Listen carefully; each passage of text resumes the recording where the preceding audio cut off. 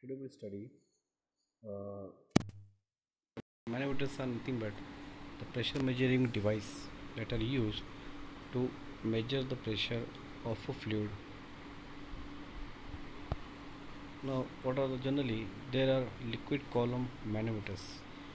Then how they works? The liquid manometer works on the principle of hydrostatic equilibrium and is used for measuring the pressure exerted by a liquid or a gas. Now, what is hydrostatic equilibrium?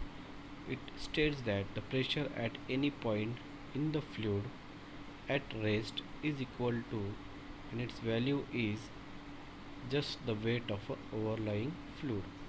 So this is how the principle is used. The principle is considered by the manometers. Now, in this simplest form, a manometer is a U-shaped tube consisting of incompressible fluid like a water or a mercury. Now, it is inexpensive and does not need a calibration. So, this is that are the advantages of a manometers. Now, we see what are the properties of that liquid, that means water or mercury, what properties they should have.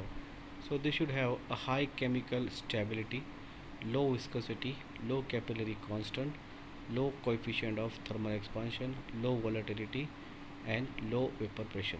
So these are the properties that are the liquids that are used in the manometers are should have. That means, so it should have a chemical stability, it should have low viscosity, it should have a low capillary constants, it has low coefficient thermal expansion, then low volatility. So these are all the properties of a mercury or so manometric liquid. Now we see what is the manometer or how it works.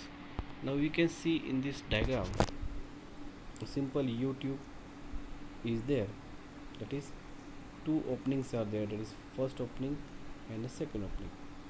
Now from this diagram we can see there is a liquid present in that U tube. So it may be water, it may be a mercury. Now there is a scale here. Now if there is no pressure, the P1 and P2 is equal, so what will happen? The two levels will be same. Now if we increase the P1, so what will happen? The liquid will go inside, and on the another limb of that U tube, the liquid will rise. So due to that, the height, that is h, the level between the two is changing. So that is the simple U tube manometer. Now how it works, because we can see as in the figure, U-shaped tube filled is with the liquid measures the differential pressure, that is the difference in the level, that is small h, between the two limbs. So gives the pressure difference, it gives the pressure difference between them. So when the pressure is applied at limb 1, the fluid resets in the limb 1 and the level rises in the limb 2. So this rise continues till a balance is struck between the unit weight of a fluid and the pressure applied. If the pressure applied at one opening, that is at limb 1 of the tube, is atmospheric pressure, the difference gives the gauge pressure at a limb 2. So this is how we can calculate the change in the temperature between the change in the pressure between the two limbs. Now what we have to do, we have to consider here one of the limb is open to the atmosphere and another will be connected to the liquid, where from where we have to calculate the pressure, and this is how we can calculate the pressure difference. Now this is the formula for calculating the pressure, where that is rho is the density of liquid used in the manometer. It may be water, it may be mercury. Then rho g is the specific weight of a liquid. So this is how the calculations are done in the U-shaped manometers. Now you see there are different types of manometers available. The first one is the well type manometers. So here the construction is same, only we can see one of the what is changed here is in the U tube there is a two tubes are there, so it is a U-shaped tube. Now here instead of the two tubes there is a well at one side and another is the tube. So only the small change is given to that, and the scale their procedure will be same. Only what is changing here, instead of that one limb, the well is used. Now how, why it is used? In well type manometer, one leg is replaced by the large diameter well. So what is the use? Since cross sectional area of the well is much larger than the leg, when the pressure is applied to the well, manometric liquid will in the well lowers only slightly as compared to the liquid rise in the other leg. So this is how the advantage of that, using that. So what will happen if you apply some pressure here? So the downward movement of this pressure, downward movement of the liquid in the well is less as compared to the rise in the liquid in the tube. So that's why it is used. It will give accurate reading. Okay. Now you see, as a result of this, the pressure difference can be indicated only by height of a liquid column in a single leg. Now these are the method for, these are the formula that are used for calculating the pressure difference. Now we can use, instead of that P1 minus P2 minus P1, in the previous one we have considered as only rho G. Now here we have to consider rho and the area of the two as area of the two limbs. Now here one of the area is the area of well and another is the area of tube. So that we have to consider, and the formula is used for the P2 minus P1 is equal to rho into the bracket 1 plus A1 upon A2 multiplied by H, where A1 is the area of diameter of leg, A2 is the area of well. When if the A1 is greater than A1 upon A2 is greater than 1, then P2 minus P1 is rho H. So that is how the calculations are done to calculate the pressure difference of that liquid. Now if the area of well is 500 or more times larger than the area of vertical leg, errors are neglected. That is the advantage of well type of manometer. Now you see the next type is the enlarged manometer. Now what is enlarged manometer? Now both of the limbs, as we see in the YouTube, the area, you can say area is very less. Now here, instead of using the well or YouTube, they have used here, they have enlarged the area of both the limbs, and it is connected by a separating tube. So we can see from the diagram, so both of the limbs, the area has been increased, and there is a float over here. So you can see the float is over here, and the area of both the limbs has been increased. So this is the area of this limb, and A1 is the area of this limb, and A2 is the area of this. Again there is some level is considered, that is a zero line. The level is considered over there, and float is there. Float is connected to the pointer, and pointer is there for the scale.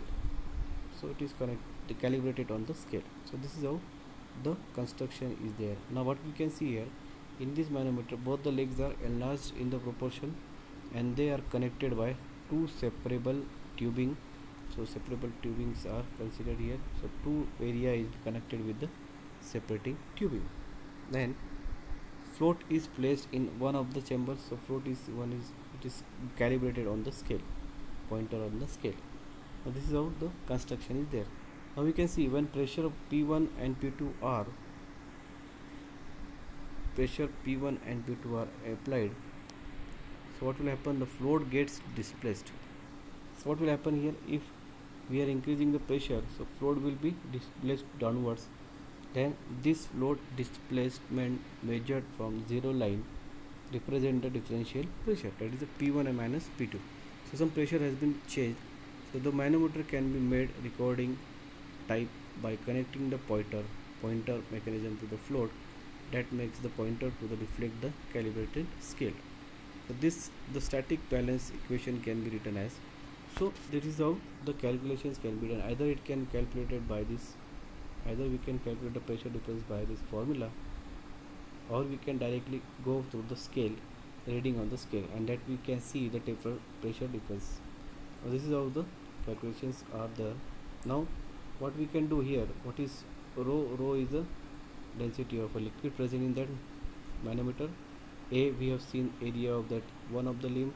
A2 is the area of another limb, then where A2 is always greater than the A1. So this is how the construction of a enlarged manometer, enlarged type of manometer, enlarged leg manometers. Now what are the advantages? Now we can see the advantages, why it is used, why the modifications has been done.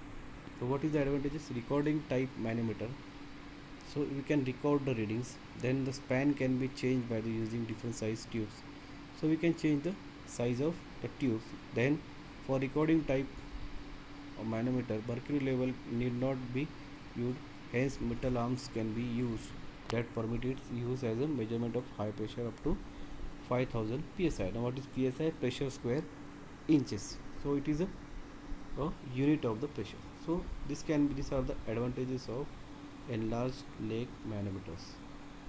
Now you see next type of manometers is the inclined leg manometers. Now here some inclinations has been done, so some angles will be considered here. Now this construction is very similar to the enlarged manometer, except that the small diameter tube is inclined to the vertical axis. Now when the pressure P1 and P2 are applied, then liquid rises in the tube.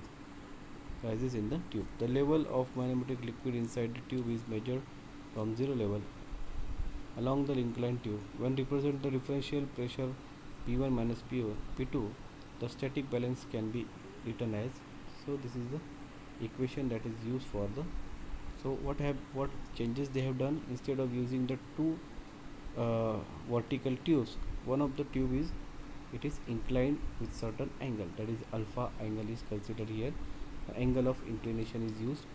D, small d is there, it is nothing but the height difference measured along the tube, and there is a scale installed. So what is the changes they have done? One of the limb has been inclined with certain angle, that is alpha angle, and one d is there, so it is the height difference between measured along the tube. Then inclined leg is there and the horizontal line is there. Again P1 and P2 will be same here. Again area of that tube we have to consider, then area of the well. So the calculations are same, the principle is same, only the construction has been changed. So this is how the inclined type of manometers can be used. Now what is the formula for calculating the pressure difference P2 minus P2? P1 is that P rho d into sine alpha into the bracket 1 plus A1 upon A2. Now here d is, we have seen the sine alpha is the angle of the inclined limb. So this is how the calculations pressure measurement can be calculated by using inclined tube manometer. Now you can see what are the advantages. Due to inclined leg, the manometer reading get amplified, hence it can be used for measurement of low pressures which cannot be measured by another manometers. So this is the advantage of inclined leg manometer. Now by reducing the angle, the scale length and hence sensitivity can be increased. So this is the modification of the previous manometers. So these are used for generally low pressure ranges. So this is the advantage of inclined leg manometers. Now we see what are the advantages of the manometers. So we can see what are the advantages. They are simple, inexpensive construction is there. Then high accuracy, sensitivity can be used for low pressure measurement. Then desired span can be obtained just by using suitable manometric liquid. Then pressure ranges of manometers are 3 to 100 kilopascals. So these are the advantages. Now what are the limitations? No overrange protection, requires large space, no portability, leveling is required, condensation of liquid affects the reading. So these are the disadvantages and the advantages of manometer. So this is all about the manometers. Now you can see what is the for studying in detail, what we can see, what is the use of that manometer. Manometers are generally used for calculating the pressure. Again, a simple YouTube manometer can be used for finding out the pressure difference between the two limbs, and it can be calculated by the formula H is equal to P1 minus P2 rho g. So that is the equation for finding out the pressure difference between the two limbs. So there is a simple construction, that is a U-tube. Now we can see also there are different types of U-tube, that is the manometers. The first one is the weld manometer, where one of the limb has been replaced by the weld. Again it has some advantages, that's why the construction has been changed. Now second type is the enlarged leg manometer, where the area of both the legs limbs has been enlarged or increased. Again it has some advantages. Again next type is the inclined shape, where one of the limb has been inclined with certain angle. So this is the three types of manometers. So thank you friends.